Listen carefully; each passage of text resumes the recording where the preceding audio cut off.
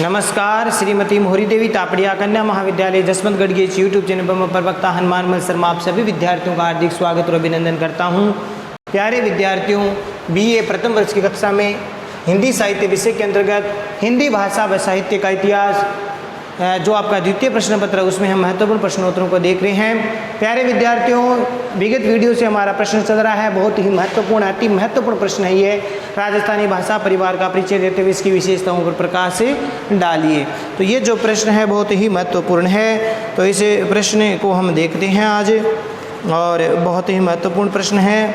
और इसमें विगत वीडियो में हमने पढ़ा इसकी भूमिका के रूप में कि शौरसेनी अपभ्रंश से इसका विकास हुआ है, नागर अपभ्रंश से हुआ है, सौराष्ट्रीय अपभ्रंश से हुआ, ये हमने पढ़ा। सामान्य परिचय पढ़ा, राजस्थानी शब्द का कैसे अर्थ होता है।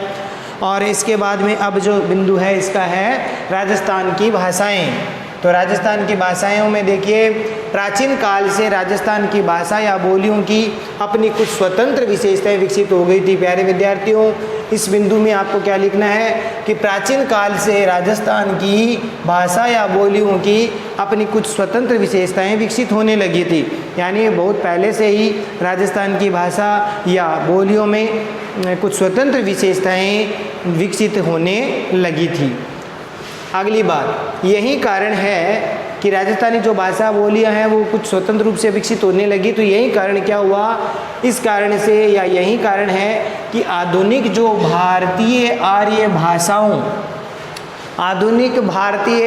भाषाओं के अस्तित्व में आने से पहले पूर्व मरु के रूप में इसका उल्लेख मिलता है। यानी राजस्थानी भाषा को जो आज के समय की जो आधुनिक आर्य भाषा है या बोलियां हैं उनसे आने से पहले, उनके अस्तित्व में आने से पहले राजस्थानी भाषा के लिए मरु नाम जो है उल्लेखित मिलता है। तो मरु के रूप में इसका उल्लेख मिलता है, यानी राजस्थानी को मरु भाषा कहा जाता था।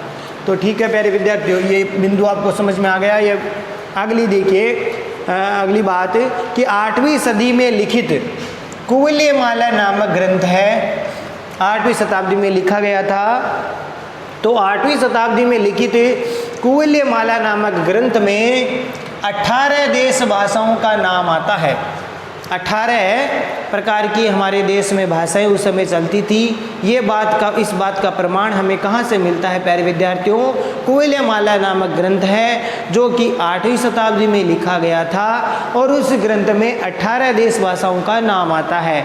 और उसी 18 भाषाओं में एक नाम मरु भी आता है। मरु, जिसको राजस्थान में हम मरु भाषा राजस्थान के लिए काम में प्रयुक्त होती थी। यानी राजस्थानी नाम तो नहीं था, लेकिन राजस्थान की भाषा के लिए मरु नामक शब्द इस्तेमाल होता था उस समय।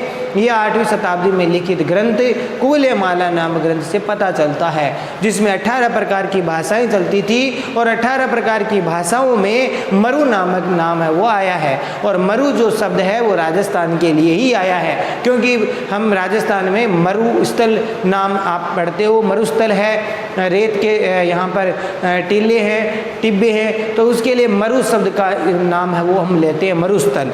ठीक है ना, मरु स्थल नाम है वो आता है। तो इसीलिए मरु शब्द का प्रयोग है वो 8वीं शताब्दी में मिलता है। किस ग्रंथ में, बहुत महत्वपूर्ण बात है प्यारे विद्यार्थियों, इस ग्रंथ का नाम है कुवलयमाला। फिर 15वीं सदी यानी शताब्दी के बाद के जो ग्रंथ लिखे गए, अनेक ग्रंथों में राजस्थानी जो भाषा है उसको क्या क्या, बहुत ही महत्वपूर्ण बात है, 15वीं शताब्दी के बाद में जो भी ग्रंथ लिखे गए उन ग्रंथों में राजस्थानी भाषा के लिए मरु भाषा, मारू भाषा, मरुबानी, मरुदेशिया या फिर मरुभूमि भाषा आदि कहा गया है। ये बहुत ही महत्वपूर्ण बात है प्यारे विद्यार्थियों कि 15वीं शताब्दी के बाद की जो भी ग्रंथ लिखे गए उन ग्रंथों में राजस्थानी जो भाषा है उसके लिए यहाँ पर उन ग्रंथों में इस बात का जिक्र आता है, इस बात की पुष्टि होती है कि उन ग्रंथों में राजस्थानी भाषा के लिए मरु भाषा, मारू भाषा, मरुबानी या फिर मरुदेशिया या मरुभूमि भाषा नाम है वो देखने को मिलता है। तो ये बात आपको ठीक से समझ में आ गई होगी। राजस्थानी शब्द के लिए मरुभाषा, मारुभाषा, मरुबाणी, मरुदेश या मरुभूमि भाषा का प्रयोग होता था।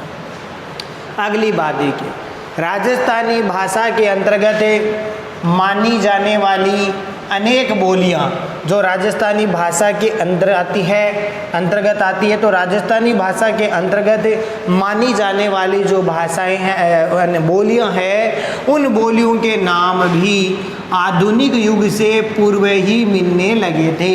यानी आधुनिक जो भारतीय आर्य भाषाओं का जो समय है वर्तमान का, उससे पहले ही राजस्थानी भाषा के अंतर्गत काम आने वाली जो बोलियां हैं, राजस्थानी भाषा के अंतर्गत बोलियां हैं, तो उन बोलियों के जो नाम है वो आज से पहले यानी आधुनिक भारतीय आर्य भाषाओं का जो समय है, आधुनिक युग है, उससे पहले ये नाम मिलने लग जाते हैं। ठीक है, जैसे इसमें उदाहरण दिया है कि उदाहरण के लिए हम कुवल्यमाला नामक जो ग्रंथ है, उस ग्रंथ में राजस्थानी भाषा के जो बोलियों के रूप में मालव यानी मालवी का नाम आता है। राजस्थानी भाषा की जो बोली है उसमें कुवल्यमाला नामक ग्रंथ में राजस्थानी भाषा की बोलियों में मालव या मालवी का जो नाम है वो आता है। इसी प्रकार से आईने अकबरी जो अबुल फजल ने लिखा था, तो अबुल फजल ने अपने ग्रंथ आईने अकबरी में राजस्थानी भाषा की बोलियों में मारवाड़ या मारवाड़ी का नाम वो लिखा है। यानी आईने अकबरी नामक ग्रंथ जो अबुल फजल ने लिखा था, उसमें राजस्थानी भाषा की बोलियों में मारवाड़ी या फिर मारवाड़ी शब्द का इस्तेमाल उन्होंने किया है। तो ये हम पता लगा सकते हैं कि इन ग्रंथों से कि राजस्थानी भाषा के अंतर्गत अनेक बोलियां आज के समय से पहले ही बोली जाती थी या नामकरण उसका होता था, नामकरण हुआ है। और वो इस बात की पुष्टि हमें कुवल्यमाला ग्रंथ में और अबुल फजल द्वारा लिखित आईने अकबरी में मिलता है। कुवल्यमाला ग्रंथ में मालव या फिर मालवी नाम आया है बोलियों में राजस्थानी भाषा के लिए, और इसी प्रकार से आईने अकबरी जो अबुल फजल के द्वारा लिखित है उसमें प्यारे विद्यार्थियों मारवाड़ या मारवाड़ी का नाम आता है। इसी प्रकार से नौबोली छंद नामक ग्रंथ है, नौबोली छंद, इस ग्रंथ में राजस्थानी की जो बोलियां हैं उसमें जैसलमेरी नाम आया है। तो नौबोली छंद नामक रचना में जैसलमेरी और 8 देश गुजरी नामक ग्रंथ है, 8 देश गुजरी और नौबोली छंद ये ग्रंथों के नाम है, रचना के नाम है। तो नौबोली छंद में तो राजस्थान की बोलियों में जैसलमेरी नाम आता है। 8 देश गुजरी नामक जो रचना है, ग्रंथ है, उसमें मेवाती, मारवाड़ी, ढूंढाड़ी नाम आता है। तो ये राजस्थान की बोलियां हैं। वो 8 देश गुजरी नामक ग्रंथ में राजस्थानी भाषा की प्रमुख बोलियों में मेवाती, मारवाड़ी और ढूंढाड़ी नाम देखने को मिलता है। तो प्यारे विद्यार्थियों, ये भी बहुत महत्वपूर्ण बात है, आपको समझ में आ गया होगा। अगला बिंदु देखिए, कुछ रचनाओं में राजस्थानी भाषा की बोलियों में हाड़ौती, मेवाड़ी आदि नाम भी देखने को मिलते हैं। तो कुछ रचनाओं में हाड़ौती, मेवाड़ी आदि नाम भी देखने को मिलते हैं। केरे नामक एक विद्वान था और जो उन्होंने 19वीं शताब्दी में अपने शोध किया। तो 19वीं शताब्दी या 19वीं सदी के प्रथम चरण में भाषा सर्वेक्षण किया इन्होंने। भाषा वैज्ञानिक कार्तिक केरे, उन्होंने भाषा सर्वेक्षण करवाया कि कौन कौन सी भाषाएं कितने लोग बोलते हैं, कौन कौन सी भाषाएं हैं। तो उन्होंने केरे ने ये पाया अपने शोध में, जिसमें उन्होंने बीकानेरी, मारवाड़ी, उदयपुरी, हाड़ौती और मालवी, बीकानेरी, मारवाड़ी, उदयपुरी, हाड़ौती और मालवी के नाम है वो आए हैं। यानी उस केरे के जो 19वीं शताब्दी के आसपास केरे ने भाषा सर्वेक्षण करवाया, तो उसमें राजस्थानी भाषा के लिए उन्होंने पाया भाषा सर्वेक्षण में कि यहाँ पर बीकानेरी, मारवाड़ी, उदयपुरी, हाड़ौती और मालवी जो नाम है वो उन्होंने दिए हैं। तो इस प्रकार से ये भी पता चलता है, इस बात की भी पुष्टि होती है। कुछ लोग राजस्थानी के लिए डिंगल या फिर मारवाड़ी नाम का भी प्रयोग करते हैं।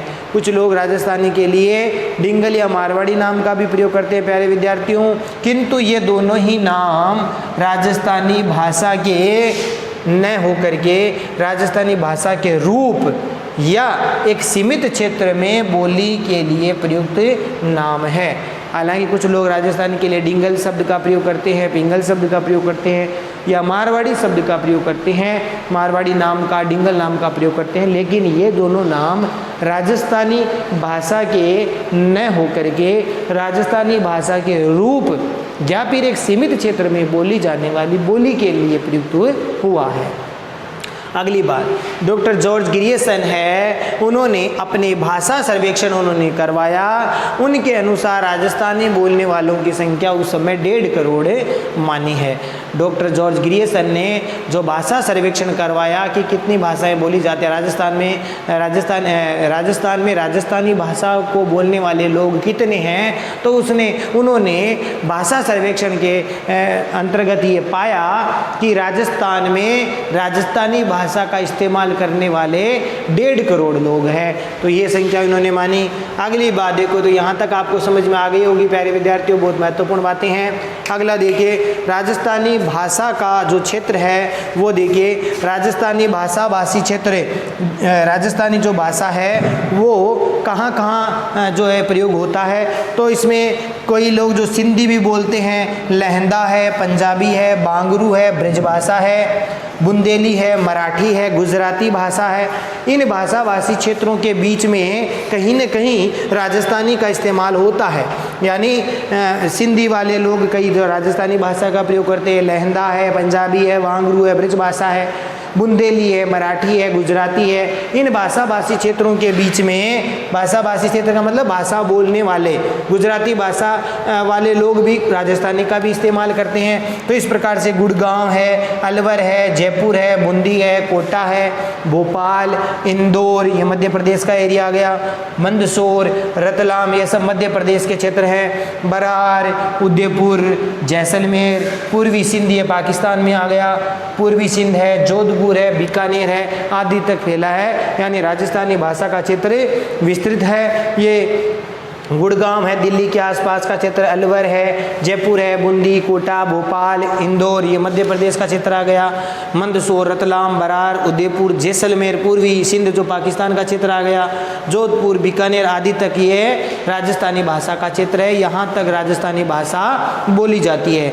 इसके अलावा भी कुछ भाग है जहाँ राजस्थानी भाषा का प्रयोग होता है प्यारे विद्यार्थियों, जिसमें हम कश्मीर का कुछ भाग ले सकते हैं, पंजाब है, गुजरात है, महाराष्ट्र है, तमिलनाडु है, यहाँ पर भी इसका प्रयोग है वो किया जाता है। यानी राजस्थानी भाषा का क्षेत्र है वो माना जाता है। तो प्यारे विद्यार्थियों, दोनों ही महत्वपूर्ण बिंदु आपको समझ में आ गए होंगे। राजस्थानी भाषाएं और कहाँ कहाँ कौन से ग्रंथ में इसका नामकरण मिलता है और इसको क्या क्या नाम दिया जाता है, मरु भाषा, मारू भाषा, मरुबानी, मरुभूमि भाषा, ये नाम दिए मिलते हैं। और राजस्थानी भाषा का क्षेत्र, आशा करता हूँ यहाँ तक आपको समझ में आ गया होगा। ये प्रश्न अभी पूर्ण नहीं हुआ है।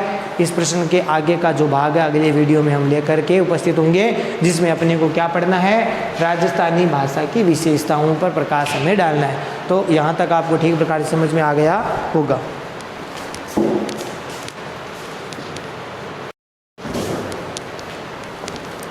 तो प्यारे विद्यार्थियों, आज के लिए बस इतना ही। अगले वीडियो में पुनः उपस्थित होंगे राजस्थानी भाषा का परिचय और विशेषता वाले बिंदु को लेकर के। तब तक के लिए यहाँ तक आप ठीक प्रकार से समझे और इसके नोट्स बनाए। बहुत ही महत्वपूर्ण है, परीक्षा में अवश्य ही आता है ये प्रश्न, तो बहुत ही महत्वपूर्ण है, तो आप इसको तैयार करेंगे। दूसरा जो प्रश्न आपका प्रश्न पत्र का आएगा उसमें राजस्थानी भाषा आपको जरूर मिलेगी, तो इसको तैयार करेंगे और ठीक से याद भी करेंगे, नोट्स बनाएंगे। चैनल को लाइक, शेयर और सब्सक्राइब करना ना भूलें। जय भारत, जय हिंदी। धन्यवाद विद्यार्थियों।